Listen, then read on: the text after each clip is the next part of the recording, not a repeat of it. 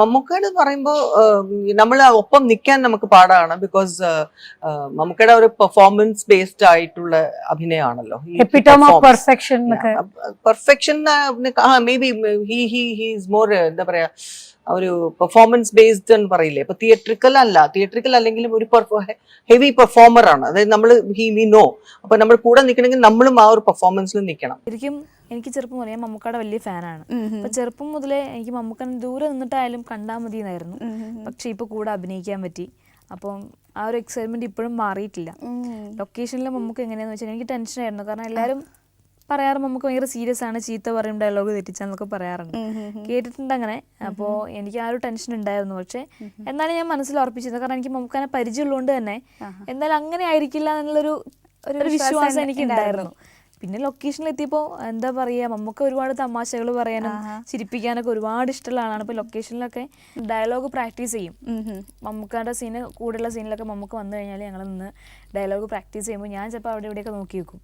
അപ്പം എടി പോത്തെ എനിക്ക് ഡയലോഗ് പറയടി ചീത്ത കേൾക്കും. അങ്ങനെ ലൊക്കേഷനിൽ ഇപ്പോൾ നമ്മൾ ടെൻഷൻ ആണെങ്കിൽ തന്നെ നമ്മൾ ആ ഒരു ടെൻഷൻ മാറ്റി കോമഡിയൊക്കെ പറഞ്ഞ് നമ്മളൊരു കംഫർട്ട് ലെവൽ എത്തിക്കാനുള്ള കഴിവ് മമ്മൂക്കൊക്കെ ഉണ്ട്. അപ്പം ഒട്ടും ടെൻഷൻ ഉണ്ടായിരുന്നില്ല. ഞാൻ ഭയങ്കര ഹാപ്പിയാണ്. പാവമാണ് മമ്മൂക്ക.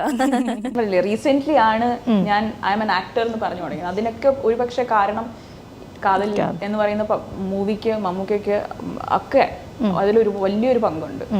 അപ്പോൾ ഫോർ മീ ലൈക്ക് നമ്മൾ കണ്ട ഇത്രയും പടങ്ങൾ, ഒരു ലെജൻഡ് എന്ന് പറയുന്ന ആള് has seen our work and he thinks it is good enough എന്ന് പറയുന്നത്, അദ്ദേഹത്തിൻ്റെ കൂടെ വർക്ക് ചെയ്യാൻ പറ്റിയ ഇവരൊക്കെ ചെയ്യുന്ന ആക്ച്വലി ഈവൻ ഇൻ ഗോളം നമ്മൾ സിദ്ദിഖയുടെ അടുത്തൊക്കെ പോയി ഇരിക്കുമ്പോൾ അദ്ദേഹം വന്നിട്ട് ഇൻട്രൊഡ്യൂസ് ചെയ്യുമ്പോൾ ഞാൻ ഇന്ന ആളാണെന്ന് പറയുമ്പോൾ കണ്ടിട്ടുണ്ടെന്നൊക്കെ പറയുമ്പോൾ it's a big deal. 5 minute എൻ്റെ കൈ വരച്ച് ഇനി എന്ത് പറയുന്ന നമുക്ക് വന്ന് ഷേക്ക് ഹാൻഡ് തന്നു. കുറച്ച് നേരം ആദ്യത്തെ ഷോട്ട് പോയി. പിന്നെ നമുക്ക് കഥ പറയാണ്, ഓരോ കഥകൾ പറയും. അപ്പോൾ ആരെങ്കിലും വന്ന് ഓർമ്മിപ്പിക്കും നമുക്ക് ആ ഷോട്ട് പോകണം എന്ന് പറയുമ്പോഴാണ് നമ്മൾ ഷോട്ടിന് റെഡി ആവുന്നത്. ആ നേരത്തേക്ക് ആയാലും പിന്നെ എനിക്ക് പേടിയില്ല. ആൻഡ് ഒരു സമയത്ത് ഐ റിമെമ്പർ നമ്മൾ ആദ്യത്തെ ദിവസം ഷോട്ടിൽ മമ്മൂക്ക ഇരിക്കുകയാണ്. ആൻഡ് എനിക്ക് ക്യൂ കൊടുത്താൽ മതി, മമ്മൂക്കയുടെ ഷോട്ടാണ്.